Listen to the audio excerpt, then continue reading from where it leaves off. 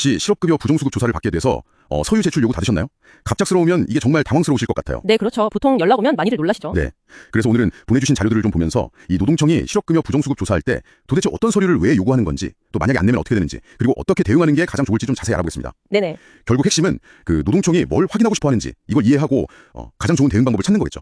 자, 그럼 바로 한번 시작해볼까요? 네, 좋습니다. 그 노동청에서 서류를 요구하는 이유는요, 크게 보면 가장 흔한 부정수급 유형 한 2가지 정도를 확인하려는 겁니다. 아, 2가지요? 네, 첫째는 이제 실업급여 받으시는 동안에 몰래 일을 하신 경우, 이걸 보통 취업사실 은폐라고 하고요. 아하. 둘째는 실제로는 근무를 안 했는데 그냥 서류상으로만 고용보험에 가입해서 실업급여를 받으려는 경우, 허위 고용보험 가입이죠. 거의 이 2가지가 조사 대상이라고 보시면 됩니다. 그렇군요. 몰래 일했거나 아예 일하지도 않았는데 가입했거나. 맞습니다. 그래서 예를 들면 교통카드 내역이나 뭐 하이패스 내역, 아니면 핸드폰 기지국 조회 자료 같은 거, 이런 걸 통해서 실제 출퇴근을 했는지, 아니면 특정 시간에 어디 계셨는지, 이런 동선을 확인하려는 거예요. 동선이요? 네. 아. 네, 그게 이제 근무 사실을 뭐랄까 객관적으로 보여줄 수 있으니까요. 그리고 통장 내역 전체를 달라고 하는 건 역시 임금, 숨겨진 소득이 있었는지 확인하려는 목적이 크고요. 아, 임금 수령 여부. 네, 만약에 뭐 가족이나 다른 사람 계좌로 돈이 들어간 정황이 보이면 그 해당 계좌 내역까지도 요구할 수 있습니다. 와, 생각보다 범위가 넓네요. 그렇죠. 반대로 그 허위 가입이 의심될 때는 상황이 좀 달라요. 이때는 실제로 근무했다는 증거를 본인이 직접 내셔야 하는 거죠. 아, 내가 증명해야 하는 거군요. 네, 예를 들어서 저는 재택근무를 했습니다라고 주장을 하신다면 그냥 말로만 해서는 좀 부족하고요. 업무 관련해서 주고받은 뭐 카톡 메시지라던가 이메일, 아니면 뭐 작업했던 파일 같은 구체적인 기록들을 제출해야 설득력이 생깁니다. 하긴 실제로 일했으면 그런 기록이 없을 순 없겠네요. 그렇죠. 노동청 입장에서는 일했다면 당연히 기록이 있을 것이다, 이렇게 보는 거죠. 듣고 보니까 정말 구체적인 자료들이네요. 근데 이런 자료들 사실 좀 민감할 수도 있잖아요. 개인 정보인데. 만약에 제출을 거부하면 어떻게 되나요? 그냥 과태료만 딱 내고 끝낼 수도 있는 건가요?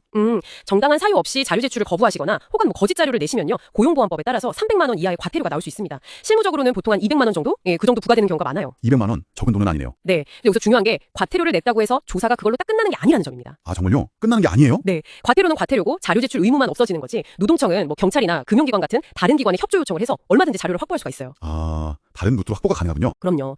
그리고 오히려 자료 제출을 거부했다는 그 자체 자체가 이 사람이 뭔가 숨기는 게 있구나 하는 부정수급 정황으로 좀 안 좋게 해석될 수도 있고요. 그래서 사건이 검찰로 송치될 가능성도 있습니다. 그러니까 결과적으로 더 불리해질 수 있는 거죠. 와, 과태료 내고 끝나는 문제가 전혀 아니었네요. 오히려 더 안 좋아질 수도 있다니.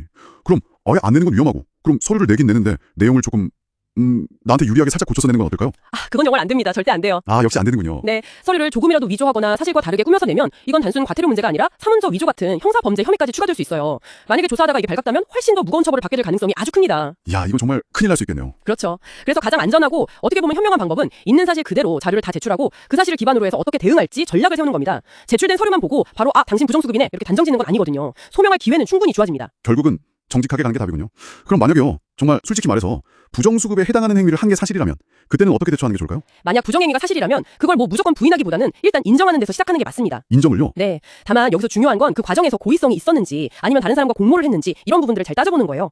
예를 들어서 뭐 법을 잘 몰라서 실수로 신고를 빠뜨렸다거나, 아니면 뭐 사업주가 너무 강압적으로 시켜서 어쩔 수 없이 했다거나. 그런 사정이 있을 수도 있죠. 네. 이런 식으로 고의가 아니었다거나 좀 참작할 만한 사정이 있다는 점을 적극적으로 설명하고, 가능하다면 증거를 통해서 입증한다면 처벌 수위를 낮추거나 뭐 행정 처분 정도로 마무리될 가능성을 좀 높여볼 수 있습니다. 그렇군요. 무조건 부인하는 것만이 능사는 아니네요. 네, 상황에 따라서는요. 네.